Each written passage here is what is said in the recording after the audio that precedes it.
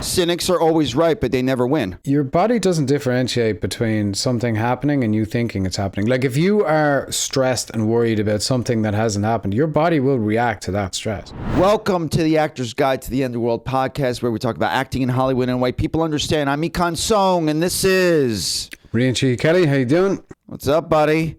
Happy early morning. Bright and early for you, folks. Follow us wherever you find your podcast at Actors Guide Podcast. We're on all social media, YouTube and Substack and all those fun things. Rian, do you know the best way to help our podcast? It's actually sharing with a friend. Sing about it. Or you could sing about it. But yeah, if you share with a friend, if you enjoy the podcast, it really helps us. We really appreciate it. And now, a word from our sponsor. You think you're ready for leading roles? You feel you got that star power? Fuck you. Seriously, who do you think you are? Welcome to your Humility Coach, here to always keep you grounded. With this app, you'll have your very own personal coach, keeping you humble. Are you going to wear that? Don't know if it's ever going to happen. You think you're better than everyone else? This holiday season, give the gift of humility. Now in Espanol. Pinche pendejo. We're going deep today. We are going to talk about affirmations, manifestations, making all your dreams come true or your money back.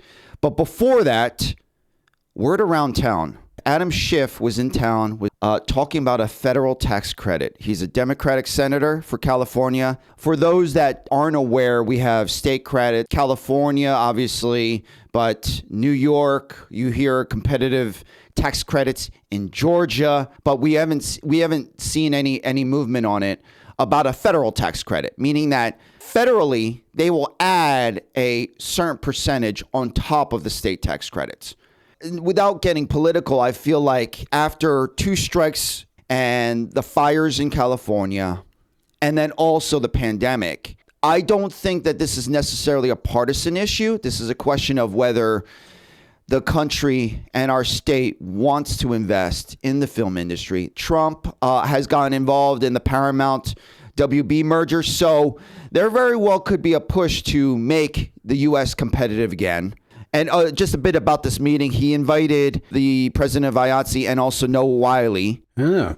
Because he's kind of like the head of the Pitt, the creator, obviously incredibly successful, shot in LA, has brought so many jobs. And some of the numbers here, Noah Wyle was talking about how since 2022 to 2024, 42,000 jobs have been lost in California, Hollywood jobs. They either got lost to overseas or just lost from less production. Why the Pitt was asked to be there, it's because the Pitt was a success story. Thanks to tax credits, their $110 million budget, they saved maybe $11-12 million of that from the first season. And they raised $125 million towards the state GDP for the first season of the Pitt. And then obviously the Pitt is going through season 2 right now. It's incredibly successful. Everybody I know is watching it. And the last thing about Noah Wyle's statement is it's an investment. He's calling on further investment in California's most valuable commodity and valuable asset. It's people. Yeah. Well, that's PJ Burns' take on it as well at the Stay in LA rally. Like you make the money back. I also like the way the Pitt operates from people I know who are on it and have been on it. The way they operate as a set, there's no phones on set. There's no sides, which if you don't know, like when you do a TV show, typically they will give you the sides or your scenes or whatever in a kind of a small version. Nobody carries sides on the Pitt. It's not, you just show up prepared and you know your lines and you go to work. Forgot about that. You can ask for them. You can ask for them if you need them, but most people don't. Do they give you side eye? Was that a pun? Oh, you don't know your lines? All right, cool. Yeah. It's interesting for fans of the Pitt. I just saw this video.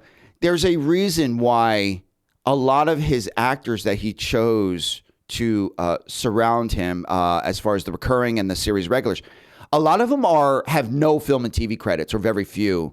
They're heavily theater actors. It's because he does so many one takes that he wanted people who could stay in the scene for long, long takes. The entire season is each episode is 1 hour of a day in the life of an ER doctor, and he wanted people to be able to stay in it for long periods of time and be able to do that repetition. So I'll put the link to that video. Maybe we'll talk about that in depth a future episode. There's also a note that goes out to every actor that comes onto the show, which was that Noah Wyle has written, basically about sort of the ethos of what they're doing there, which is really cool. It just seems like a really good vibe, and Also, notably about the Pitt, they were, I believe it was the very first, but their PAs unionized.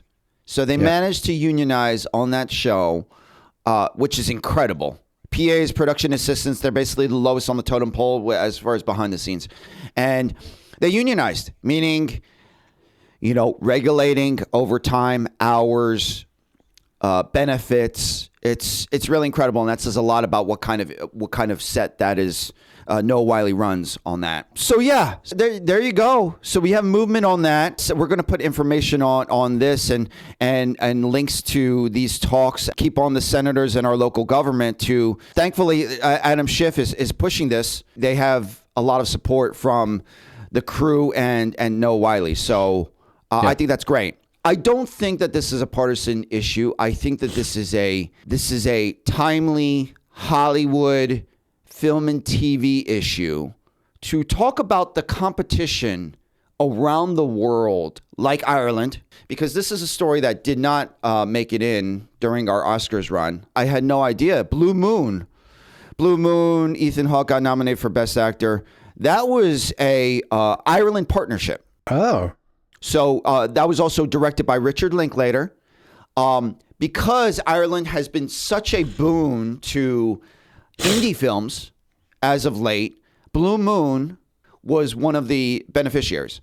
Go on, Ireland.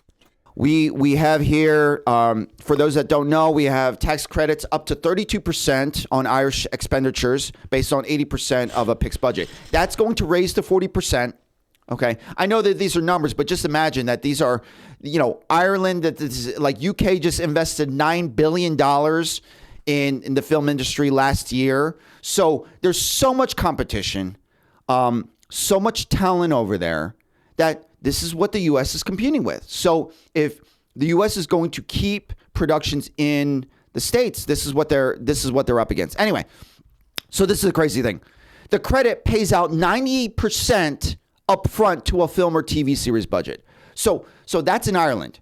The credit pays out 90% upfront. Versus in the States, you have to wait 3 or 4 years to get that credit back. Oh, so wow. What people need to understand, and I'll try to explain this very, very plainly, when we talk about these tax credits, that's not dealing with celebrity above-the-line budgets. For Tom Cruise's pay, for Tom Cruise's salary, tax credits do not touch that in America. So this is kind of how those budgets work. How do they distinguish that? How do you? Well, that's top of the line, and then below the line is production costs. So I see. Celebrity, and I believe like director fees. Obviously, director fees are nothing compared to like say Tom Cruise's salary. But obviously, there's A-list stars, and that's all top of the line. That's not anything dealing with tax incentives. Side note: maybe some celebrities should be taking a pay cut. But that's another issue. But tax credits in America, state tax credits, they only deal with below the line. It might be more generous over in the UK and Ireland because they have different regulations. UK, the actual nation invests in its films for some of them, and then also it has national film grants. Yeah. And then it's not a thing over in the States. These are things that, hey, maybe we need to incorporate. Maybe we need to do this to get competitive. But this is just the start of it. Ireland is popping off. They were represented over at South by Southwest. Ireland's popping off. We know of that. Thanks to these credits, indie films, Ireland's the place to go.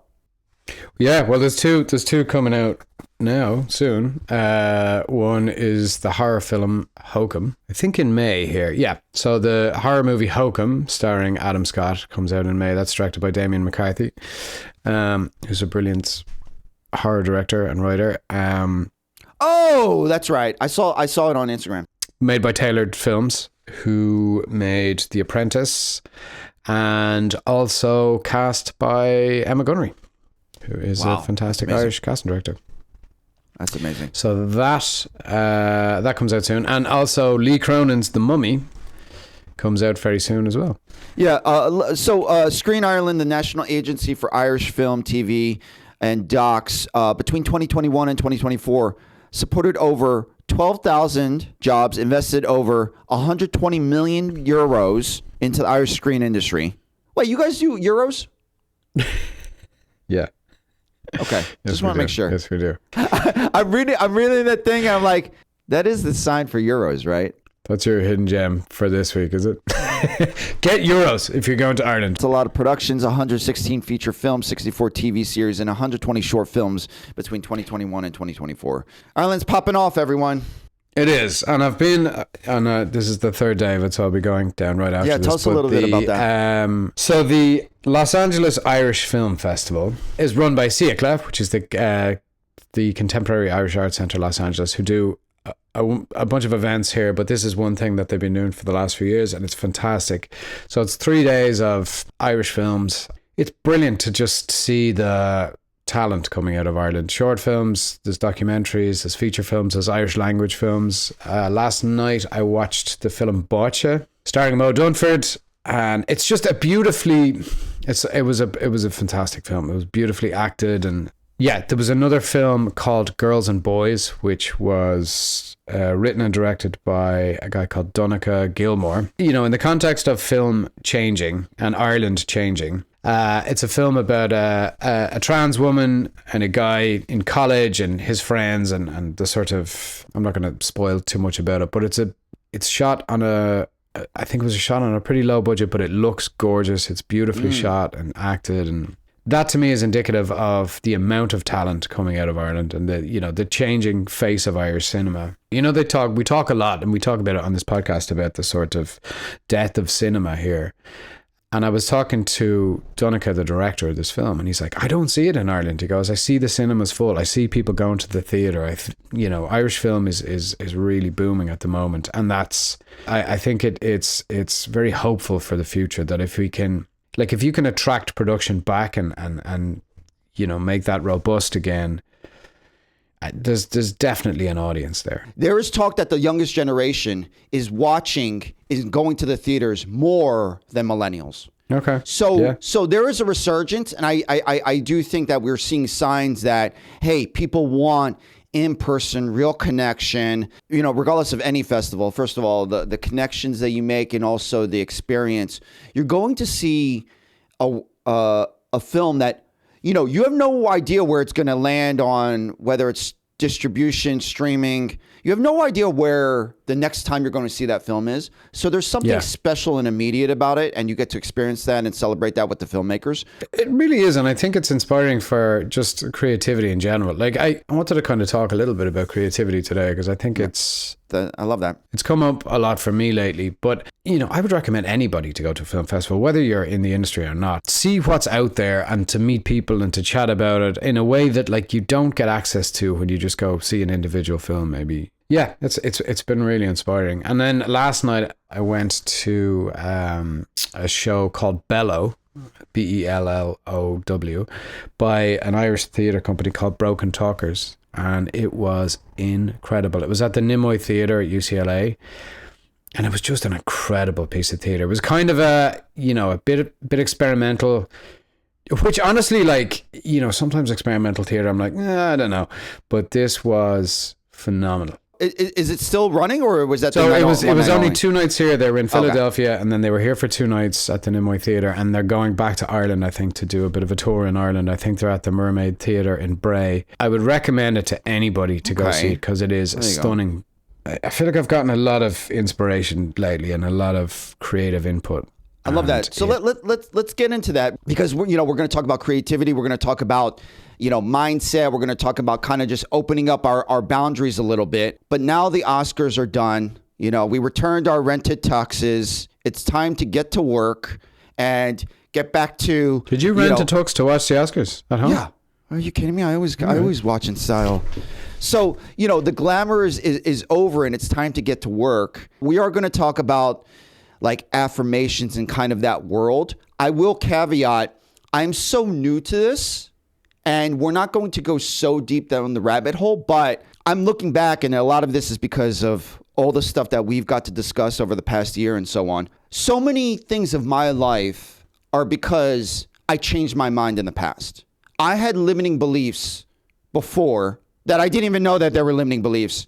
Through dumb luck, I was never an affirmation guy. I was never a vision board guy. And somehow, thankfully, I got past them, and I'm so thankful I did. This podcast is an example of, hey, I changed my mind about something. And oh yeah, because you used to say podcasts are shit.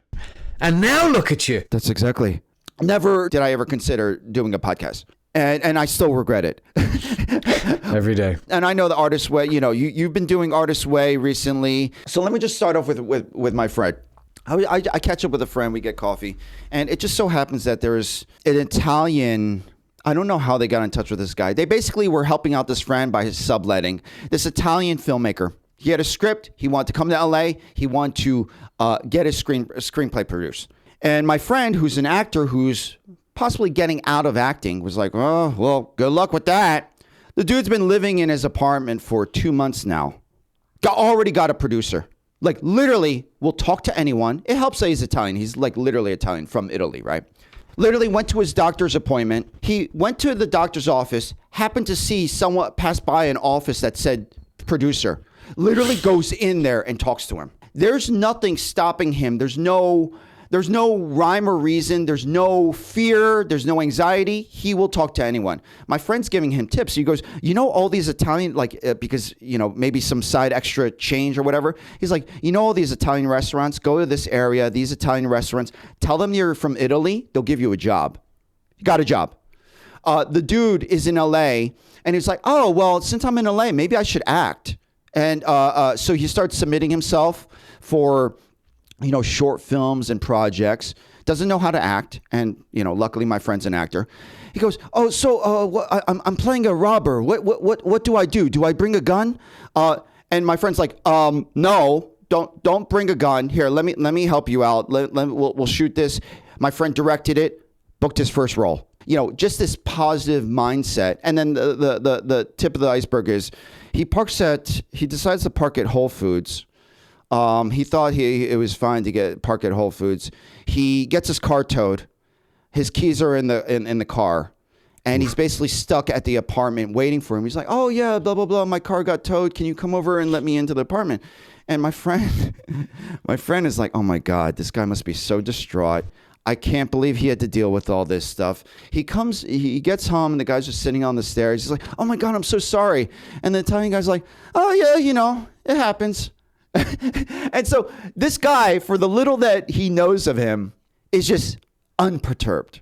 And so it got us on this conversation as far as, hey, it's kind of nice having these people in our lives. People might think that they're eccentric, against the norm, not industry standard. I think we need more people to go against industry standards because that's perfectly average. And if you look around, everyone who's perfectly average is perfectly out of work. More and more of these people in my life who are not burdened by what their peers think, what people think, and they're getting things done. Oh, maybe I do need to open my mind in certain ways. And what ways am I cutting myself off? Anyway. So what's the plan for you to change that? I love that. Let me talk about a couple personal things here. Right off the bat, where I had huge limiting beliefs, was that Hollywood was the end all be all. Hollywood is in the end all be all, like the Hollywood film industry. Like that was actually super important, super strong, more impactful than social media and YouTube. I'm going back 10, 15 years, where my friend was like, well, I feel like Hollywood status and exposure, it's just not the same. You might want to start doing some stuff on YouTube. And I didn't listen to them. I was like, well, no, that's not legit. YouTube and social media, that's not real. That's not for real actors. That was a limiting belief of mine. I was asleep for years, and my friend, a different friend, brought it up to me. They're like, I think you have things to say, and I think you should get on YouTube or whatever outlet and start saying it. That snowballs changed my life. And here we are. And Leslie had a huge part in this. Leslie encouraged me from the beginning.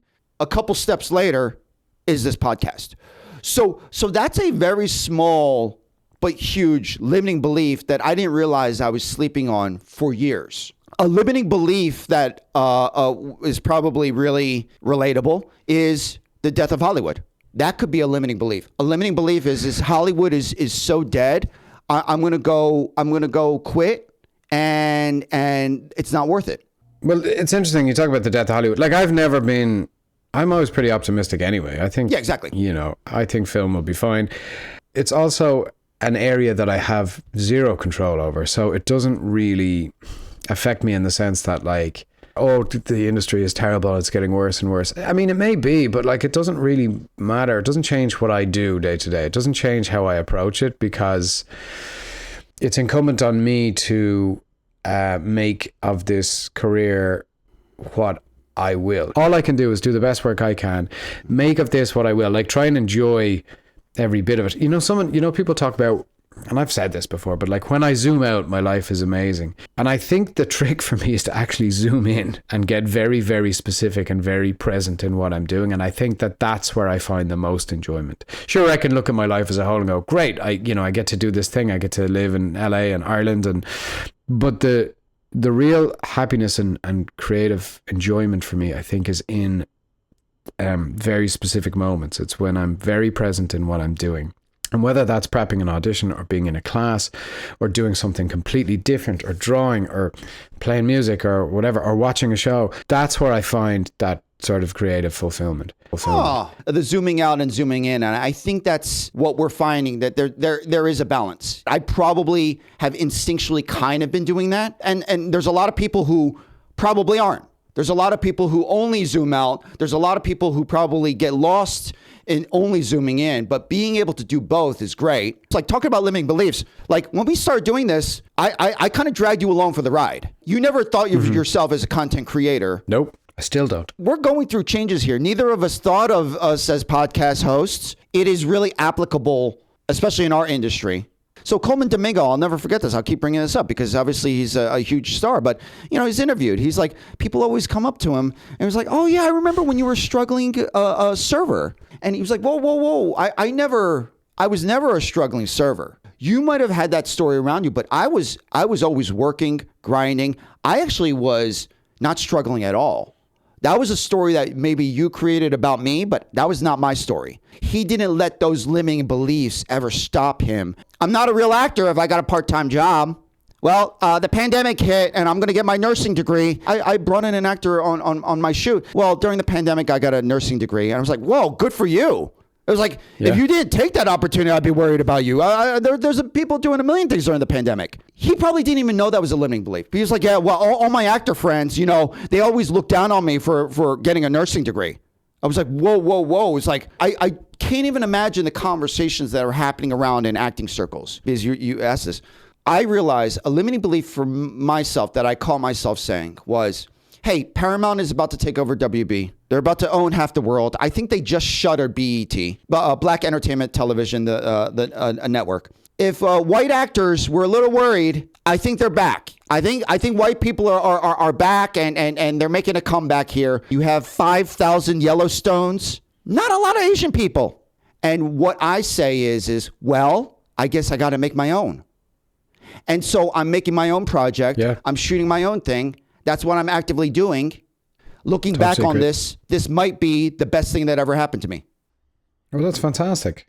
How many times have we heard stories of people who got fired from something or didn't get something they thought they really wanted and it led to something better? I think for me, it boils down to this. If I choose to do this career, then I have to participate with everything I have and I have to go in with the best possible mindset. Because if I say, yeah, I'm going to be an actor, I'm going to stick with this, I'm going to put in everything I can. But half of me's going, the industry's terrible. There's no jobs. I'm just telling myself that. I'm just making excuses for myself. And I see that. And look, that things have changed a lot and a lot of people are out of work. So I don't want to discount the fact that there is real life struggle out there.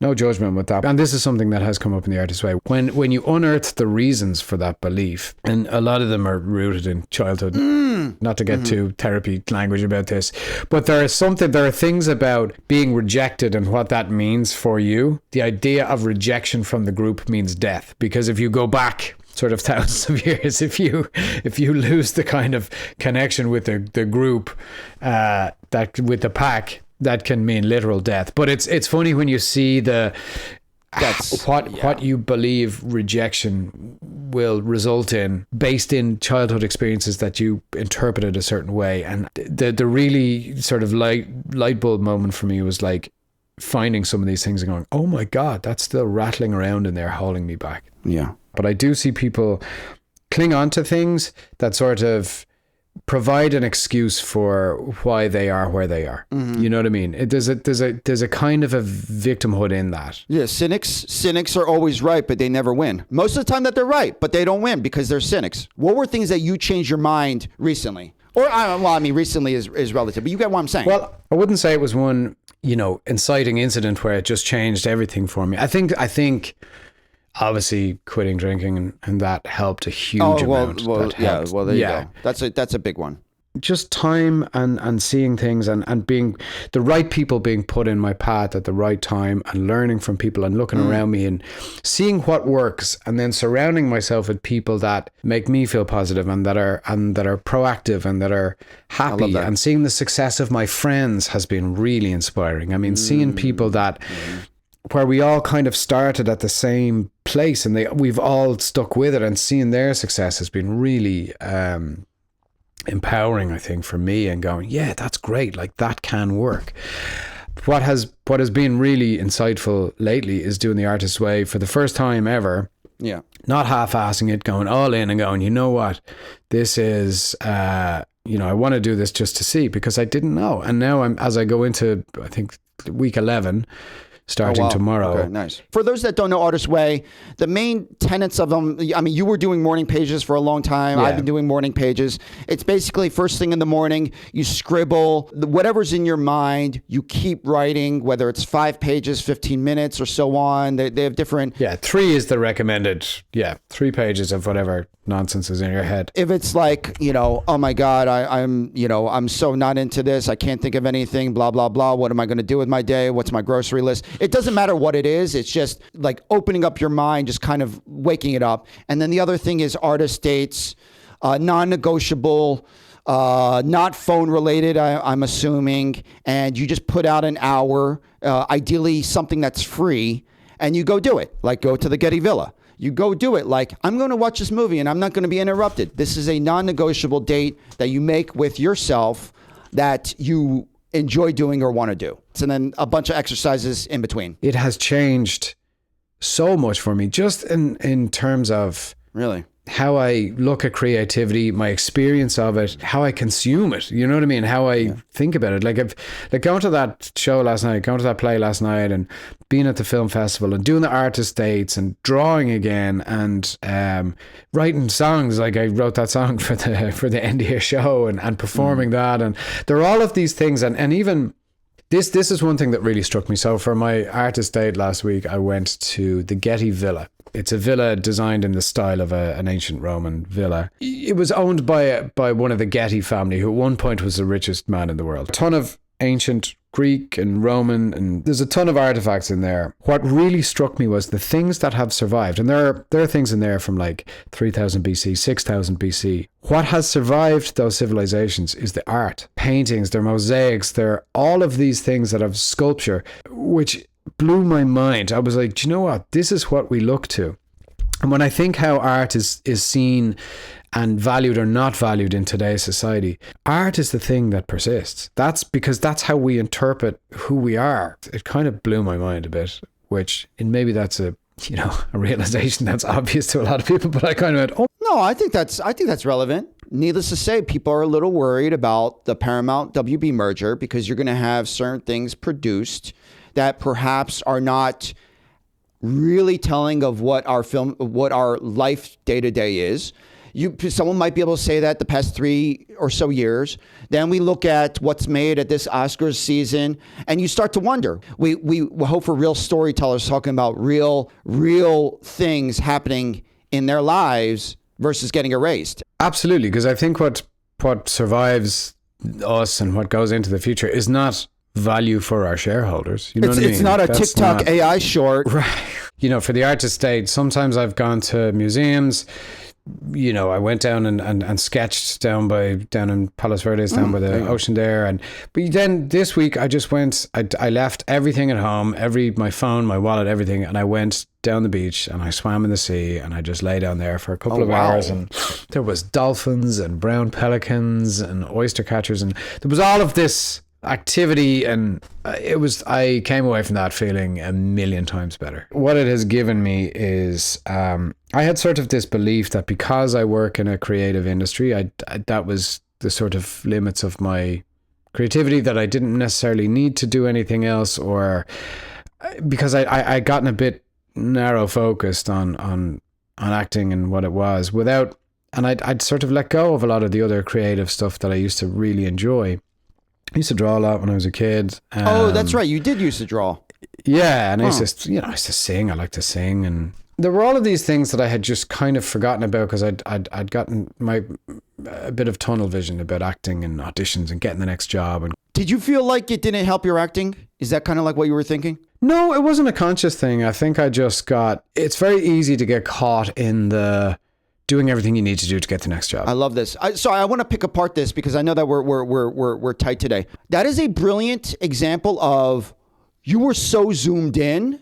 If you can zoom out a little bit, hey, all these other things that might be surrounding acting creativity. Well, at the very least, you're a happier, maybe more fulfilled person swimming around in the sea during a heat wave in LA. That actually, in a way, might help your acting. Just by being a more creative, fulfilled person who's happy swimming in the ocean. I don't even think it's a might. I think it's vital. It's stopping for a second to go, okay, what else? Like one week I went to an art shop and I bought a lot of drawing supplies. I bought charcoal and pencils and sketch pad and everything else, because I used to sketch in charcoal quite a bit.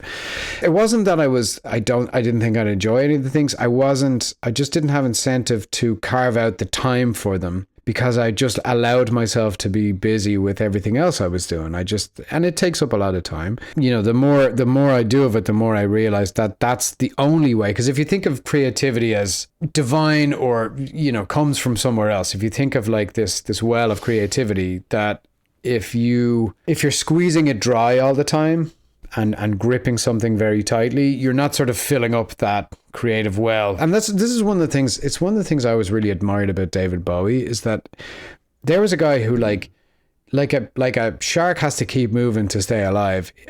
It seemed to me that guys, you know, artists like Bowie have to create to just breathe. He did music, he did films, he wrote poetry, he did sculpture, he designed costumes. Like, he did all of these things, and I was just blown away by just the sheer volume of creative output. I love this. The opening of the well of creativity, whether it's sketching and started doing all that stuff, ultimately, and then David Bowie's a perfect example because obviously he was an incredible craftsman as well. We can live in that open creativity well all we want. We also need structure. We also need the intention of, hey, I'm going to go to the shop and get charcoal pencils. I could be floating around all day without any care in the world doing creative stuff, and I would be very happy. But I actually did need to prioritize. I didn't need to prioritize which project. I'm planning on directing a short with a friend, and I'm helping her rewrite. Right. Good writing is rewriting. I wasn't sure if this was ever when this would come up. So this is a throwback to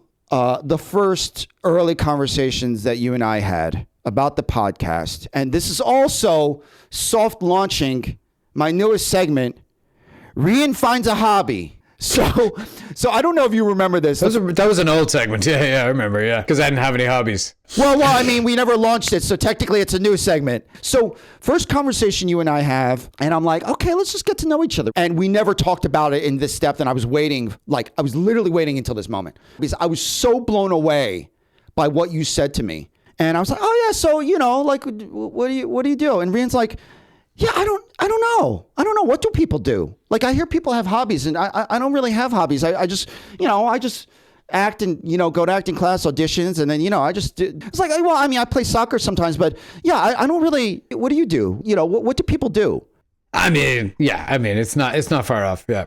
My eyes almost came out of my skull because you happen to be talking to the one person who might have the most hobbies out of anyone. I didn't even say this to you. I didn't want to scare you off the top of my head. I got a piano at home. I grew up playing tennis. Those don't even count. Video editing. That's not even a hobby. That's a job. Want to get better at surfing. I became addicted to Brazilian Jiu-Jitsu. I became obsessed with coffee over the pandemic, and I almost started roasting my own beans. I became obsessed with baking cheesecakes, and I want to start my own business. This is just the start of it. I didn't even get to art, like watercolors, sketching, painting. I'm going to be doing all of that. So the dichotomy of where we were meeting in the middle. And so I'm so happy to have this conversation. And this is soft launching. You started sketching again. Talk us about this journey. It's always been a kind of a, not always, but like for the last few years, it's been a sort of concern of mine. I'm like, what else do I enjoy? You know, I think what held me back for a long time from a lot of things was I felt like if I did it, it had to be good because I was already thinking about how it would be received. And if it wasn't good, or I felt like it wasn't good, like it has to be good. It doesn't. It really doesn't, particularly first drafts and things like that. You know what I mean? It's letting go of that idea of perfection is procrastination. You know what I mean? And that's hard.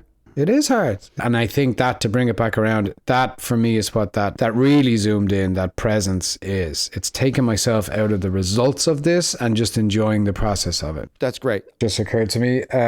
One, the people I've seen that are successful, a lot of the people I know that are really successful now, believed from the off that they had a divine right to be there. They didn't worry about having everything figured out before they got there. They figured it out when they got there. So we're probably going to touch more upon this later. I might as well just use this as my hidden gem. So it's funny you say this. People who believed that they had this divine right or this right to be there. Magically, it's been popping up. It's been popping up in class. It's been popping up in conversations here and there. I had a friend recently, he started doing these affirmations. And I'm not going to lie, this is me, part of the reason why we're even talking about this. I was surprised. I thought they were kind of cheesy. First person statements. He was writing them down every morning. I am, and describing the person, the ultimate top, what he aspires to be. Whether it's career, relationships, what do you want to be doing all day? What is your ideal person, right? Writing down those statements and emotionally why he cares about it so much. And I'm not going to lie, this is the last person that I ever thought would be doing affirmations. I thought back, I was like, there is something different about him. So I was blown away. I was like, I actually see a difference in him. And surprise, surprise, he's working. He's one of the few people working. And whether they're manifestations, him talking about being on set, talking about all this, and it's like impossible to ignore, but who am I to be shooting it down where it's like, hey, it's not, and this is another thing that we were talking about as far as like a right to be there. It's not, oh my God, I'm so poor. I wish I had a yacht. Like, that's what I always thought, like bad affirmations or affirmations that weren't working. And I know a lot of people who were doing affirmations every day. And I'm like, well, I kind of see that they still don't fully believe it. The hard thing is actually believing it. It's not thinking about the lack of what we are. Like your friends who just from repetition or belief or understanding and connection to who they are, I do have a right to be here. So that's my hidden gem. Your body doesn't differentiate between something happening and you thinking it's happening. Like if you are stressed and worried about something that hasn't happened, your body will react to that stress. Well, not sorry. I'm going to say this really quick. Just because we were talking about like the people in our world. So everyone knows I'm Jacob Elordi, the fan number one. I'm Jacob Elordi stan. I did a video that popped off on social media about him talking about the audition story. It got 1 million views. Jacob Elordi was doing a bunch of Oscar screenings. And I have this fun filmmaker who's brilliant and also kind of just, let's go. She goes, hey, you need to go to one of these Jacob Elordi screenings and show him this video. Show him this video. You did that. You pumped him up. And I was like, oh my God, you're right. I did pump Jacob Elordi up. Maybe I'm the reason he got nominated for an Oscar. We hunted him down at these screenings. And spoiler alert, unfortunately, I was ready in the first row to go see him. He couldn't make it that day. That being said, I need these people in my life to be like, no, you go do that. You talk to Jacob. I was ready to go, Jacob. I was ready to say this. I don't approach these actors. But hey, Jacob, Jacob, I'm the reason all this happened. Watch this video. Anyway, that's my thing. You're right about the lack, the idea of lack. I don't think you can say these things but live in the lack of them. Like, whatever it is, I want a fucking fancy car and then only see the lack of that fancy car. I think you'd be miserable. And never once has me feeling sorry for myself and going, this fucking sucks, changed anything for me. You know what I mean? It takes action, and it takes the opposite of that. It's if I live in the victimhood of it, it's not going to change anything as much as I might wish that it did. The last story, it also is related to the community over at the con, Leslie Con, for those that don't know. So we're all hanging out with my old actor pals. Friend of mine who's a brilliant, eccentric, talented filmmaker, actor, also magician, Italian. Crazy enough, another Italian. We were commiserating of just a really rough week in class, and just, we were hanging out, having drinks and all this stuff. And out of nowhere, in all of his brilliance, he goes, Ikan. That's how he says my name. I hate your hair. You wouldn't know this. I used to have longer hair. It was floppy. I was lazy. I didn't really do anything, but it was it was like a Keanu Reeves surfer-ish. I hate your hair. I hate it so much. I'm like, whoa, that's harsh. And he was also correctly saying that he didn't know what it was. It wasn't selling me. It wasn't fitting my casting. I didn't listen to him the first time, but there was a moment later on, months later, where I think he brought it up again. I don't know what it was. He found me at my lowest moment. We're having drinks again after class. Ikan, I hate your hair. I hate it so much. He found me at my lowest point. I cut it. Never stopped working so much more than all the years I had longer hair. And in some weird way, that was a limiting belief. That was, this is who I feel. This is who I am. And fighting what my casting was. Apparently, no one could see it until he made me until I cut my hair. And afterwards, everyone was like, oh, I see it now. It's so interesting how no one suggested it until my friend did. But I'm indebted to him. I honestly am. Perfect example, especially for actors. This is who we're selling. Do we want to make money, or do we want to be comfortable?